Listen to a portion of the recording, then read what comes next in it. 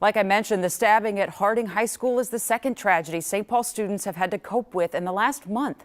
In January, a 16-year-old was shot and critically injured outside the city's Oxford Community Center. Police say he got into an argument with an employee at the center who was accused of shooting that young teenager.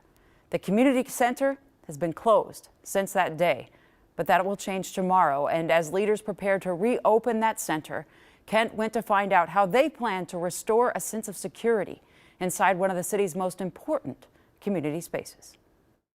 I always like to think of Oxford Community Center as kind of the crown jewel of our recreation center system. For decades, St. Paul's biggest community center had also been its most accessible, serving as a 7-day-a-week sports hub for athletes like a young Dave Winfield and Joe Mauer, and a safe space for all, until a sudden tragedy closed its doors last month. That incident was probably the worst incident in our department's history. Andy Rodriguez says it's the hardest month he's had in his 23 years with St. Paul Parks and Rec. How have you been using that time? That's a lot of time to not have these doors open for this community. That's the unfortunate aspect of it. It's like we want these doors to be open, we want to be able to serve community, but we had to take some time to reset a bit. And most importantly, we had to give some time to the staff that work at this facility to heal. What they witnessed was such a traumatic event on the property, and some of them responded to it directly.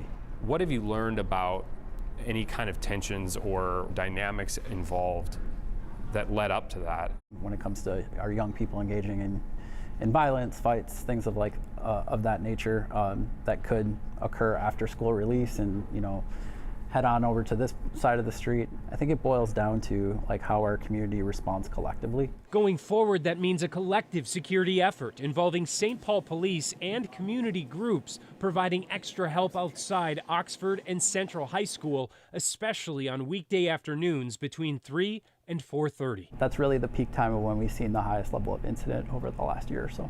Some of the things that are challenging are larger groups of young people and how those are managed. When I say large, like 40 to 50 plus, right? That is a large group for anyone to handle. Which is why he says they've also been working directly with the school to get on the same page and channel. We are on the same radio system now with Central, so when things need to be communicated, we will communicate with one another that way. And within this building, he says they've given staff more de-escalation and lockdown training and provided everyone more help. We've beefed up our staffing model. We've changed kind of the structure of it. So we have a top tier position that will oversee the entirety of the building, whereas before it was kind of a joint leadership model. In addition to that, we've created 2 youth worker positions that are really going to focus on relationship building with our young people. What have you heard from families that may be enrolled or maybe no longer enrolling? And have you seen a change on that front too? To be honest, I haven't. And tomorrow will be a good litmus test for that. I have heard strongly from community about access to this space and wanting to get back in here. Whether you're here to lap swim or you're here to play basketball, we might have to rebuild some of that trust with the community for those that are a little hesitant to come back here. But that may take some time. But I think we're prepared for that, and I think we're able to demonstrate how we've made changes. Now, as part of that effort to rebuild trust and welcome everyone back, the Rec Center will be offering a free open swim tomorrow from noon to 5, along with gym games and other recreational activities. And they'll resume normal hours and programming on Sunday. Again, he said it may just take some time to build that back and build back that trust. It's interesting. That's the same thing Dr. Gothard said about some families who were hesitant to send their kids back to Harding today. It's going to take some time.